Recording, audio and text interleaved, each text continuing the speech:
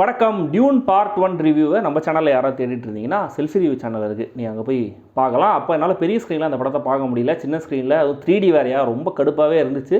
படம் பார்க்கும்போது ரொம்ப பயங்கரமாக டெக்னிக்கலாக செம்ம மிரட்டலாக இருந்துச்சு. நிறைய அவார்டு அள்ளி கொடுத்துருவாங்கன்ற மாதிரி அந்த ரிவ்யூவில் சொல்லியிருந்தேன். சொன்ன மாதிரியே நிறைய ஆஸ்கர் பாஃப்தாலாம் அந்த படம் வாங்கி குவிச்சிச்சு. ஃபர்ஸ்ட் பார்ட் வந்தப்பவும் இட்டு தான். ஆனால் இந்த ஓவர் த இயர்ஸ் இந்த 2 வருஷங்களில் இந்த படத்துக்குன்னு ஒரு கல்ட் ஃபாலோயிங் உருவாயிருக்கு. அப்போ பார்க்காதவங்களும் இந்த 2 வருஷத்தில் படத்தை பார்த்து ஒரு பெரிய ஃபேன் பேஸ் ஒன்று உருவாகி இப்போ செகண்ட் பார்ட்டை நிறைய பேர் பயங்கரமாக எக்ஸ்பெக்ட் பண்ணிட்டு இருக்காங்க. எனக்கு அந்த படம் பார்க்கும்போது அதோடைய பிரம்மாண்டம் என்ன ஆச்சரியப்படுத்தின அளவுக்கு கதை திரைக்கதை பெருசாக என்ன எக்ஸைட் பண்ணல. அது கொஞ்சம் யூஸ்வலாக தான் இருந்தது. மேபி அடுத்த பார்ட்டுக்கு இந்த ப்ரெமிஸாக செட் பண்ணுறாங்க அப்படிங்கிற மாதிரி தான் ஃபீல் ஆச்சு. அண்ட் படத்துடைய டேரக்டர் கூட என்ன சொல்லியிருந்தாரு, அடுத்த பார்ட்டில் இன்னும் ஆக்ஷன் நிறைய இருக்கும், ட்ராமா நிறைய இருக்கும்ன்ற மாதிரி சொல்லியிருந்தாரு. ஸோ அவர் சொன்னதை செஞ்சாரா இல்லையா அப்படிங்கிறத தெரிஞ்சுக்கிறதுக்கு முன்னாடி சப்ஸ்கிரைப் பண்ணாதவங்க சப்ஸ்கிரைப் பண்ணுங்கள், வீடியோ கீழே கமெண்ட் பண்ணுங்கள், லைக் பண்ணுங்கள், வீடியோவை ஷேர் பண்ணுங்கள்.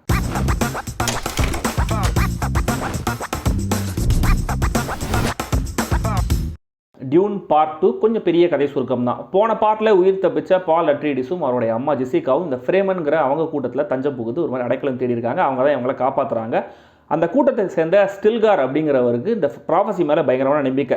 தூதுவன் உருவான் மாறி மழை பெய்யுங்கிற மாதிரி பால் தான் சோசன்வான், அவர் தான் நம்மளை காப்பாற்ற போகிற சேவியருங்கிறப்ப ரொம்ப ஸ்ட்ராங்காகவே நம்பிட்டு இருக்காரு. ஆனால் பால் அட்ரீடிஸ்க்கே அதில் பெரிய நம்பிக்கை கிடையாது.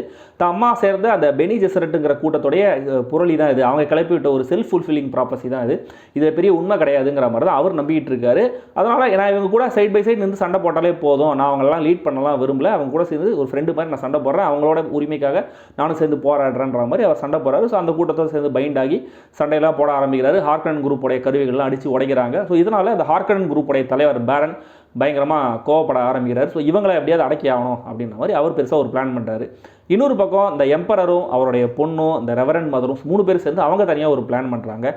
இவங்க ஃபேஸையெல்லாம் பார்த்தா அவ்வளோ நல்லவங்க மாதிரி தெரியலையடாங்கிற மாதிரி தான் நம்மளுக்கும் இருக்குது. ஸோ இந்த பிரச்சனைகளுக்கெல்லாம் நடுவில் நம்ம ஹீரோ என்ன ஆனார் அப்படிங்கிறதான் இந்த டியூன் பார்ட் 2. இதுக்கு மேலே பிரம்மாண்டம் இருக்க முடியுமான்னு ஃபர்ஸ்ட் பார்ட் பார்க்கும்போது தோணுச்சு. ஆனால் இந்த 2 வருஷங்களில் ஆப்பன்ஹைமர், மிஷன் இம்பாசிபிள் மாதிரியான படங்கள் இந்த ஐமேக்ஸ் ஸ்க்ரீன், அது பெரிய ஸ்க்ரீனில் பிரம்மாண்டத்தை ரீடிஃபைன் பண்ணாங்க அப்படின்னு சொல்லலாம். ஆனால் அகைன் இந்த படத்தில் டெனி வில்னவ் என்ன பண்ணியிருக்காருன்னா அதையும் மிஞ்சிருக்காரு. ஒவ்வொரு ஃப்ரேமும் அட்டகாசமாக இருக்குது. அந்த காட்சிகளுடைய ஸ்டேஜிங், ஒவ்வொரு காட்சியிலும் இந்த கேரக்டர்ஸோடைய பிளேஸ்மெண்ட், மூவ்மெண்ட், பேக்ரவுண்டில் என்ன இருக்கணும், ஃபோர் கிரவுண்டில் என்ன இருக்கணுங்கிற டிசிஷன், ஒவ்வொரு காட்சியும் என்ஹான்ஸ் பண்ணுற சவுண்ட் டிசைன், ஹான்ஸ் ஜிம்மரோடைய அட்டகாசமான பேக்ரவுண்ட் ஸ்கோர், நம்பவே முடியாத ஆசமான கிராஃபிக்ஸ்னு விஷுவலி பயங்கர அரஸ்டிங்காக ஹிப்னட்டிக்காகவே இந்த படம் இருக்குது. ஹிப்னாட்டிக்னு சொல்லும்போது ஆரம்பத்தில் சில காட்சிகள்லாம் கண்ணு சொருகிற அளவுக்கு ஹிப்னாட்டிக்காக இருக்குது விஷுவல்ஸ்லாம்.